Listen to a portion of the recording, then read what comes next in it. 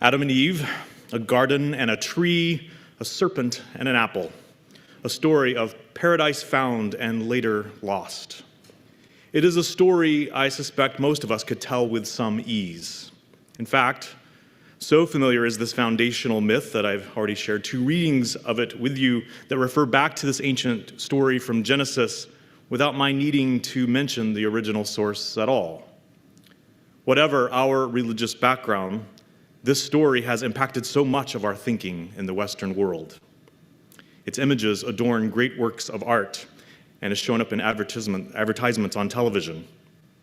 For those of us who came from certain religious backgrounds, this story was sold as a commentary on human nature, an explanation for the beliefs that humans are born broken and that we come into this world under a cloud of original sin, all because of something that our great-great-great-great-great-grandparents did at the very dawn of time.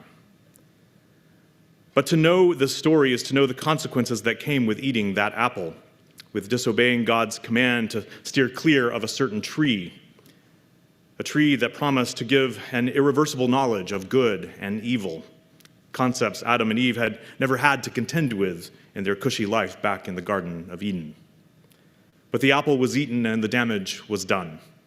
For acting on the advice of Satan the talking snake, God kicked the happy couple out of paradise forever.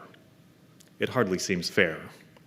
Beyond being banished, they were told they would never again have it quite so easy, that Adam would have to work hard for every morsel of food to come, and that Eve and every mother to follow would labor in the pains of childbirth.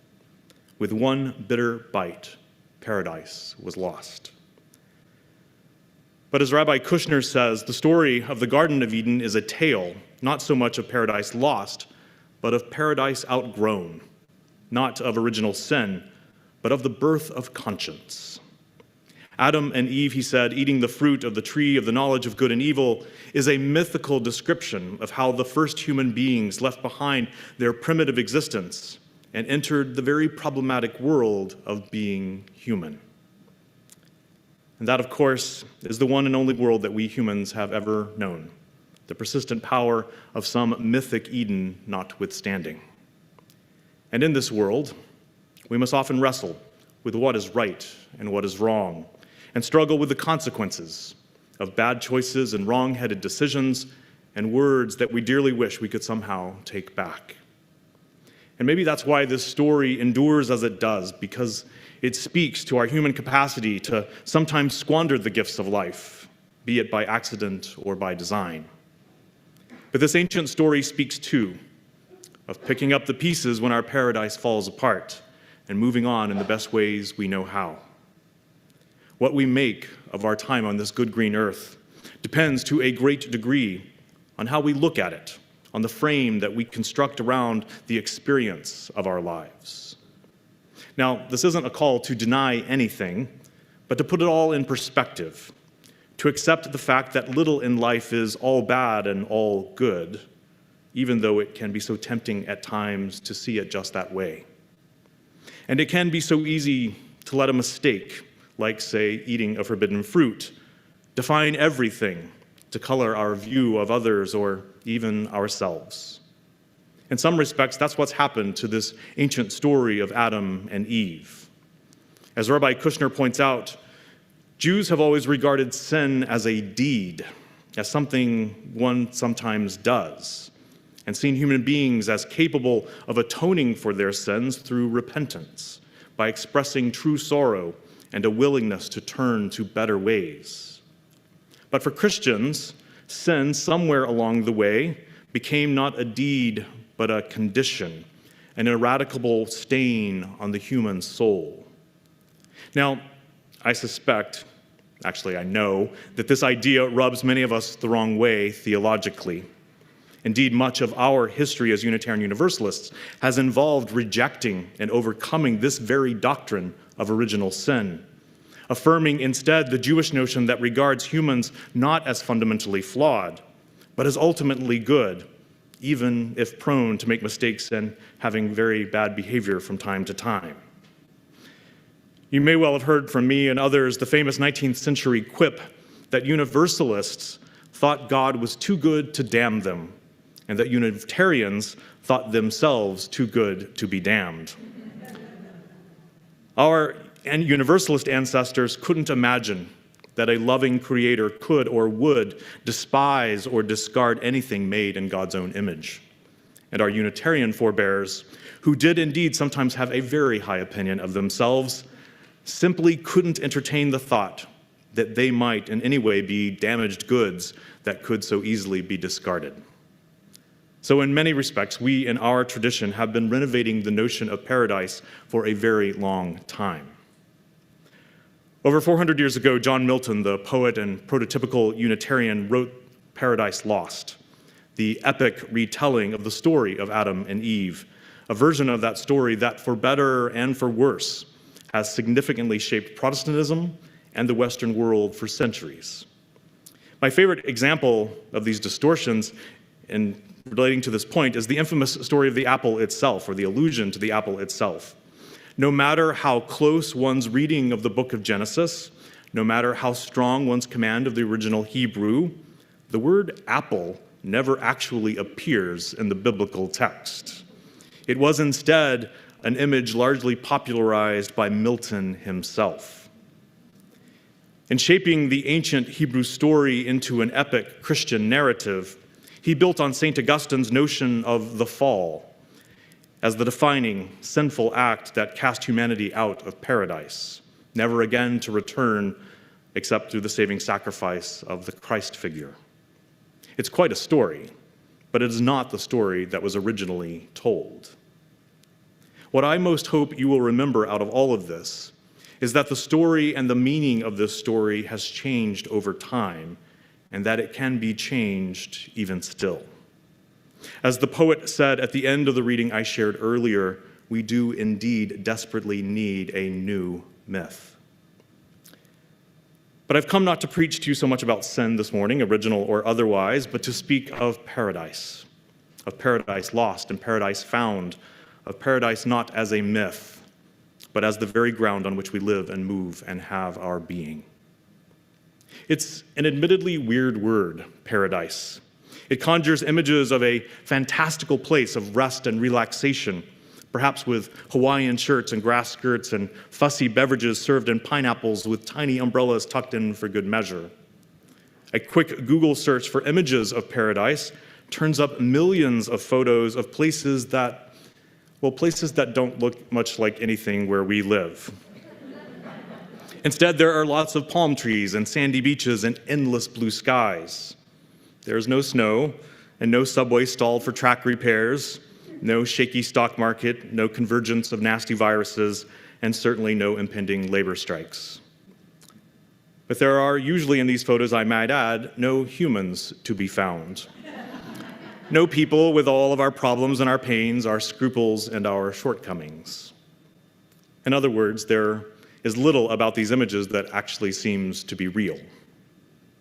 In much the same way that Kushner's version of the Garden of Eden turned out to be pretty boring in the absence of both pain and pleasure, these sunny photos of sandy, sunny beaches don't seem much like paradise to me.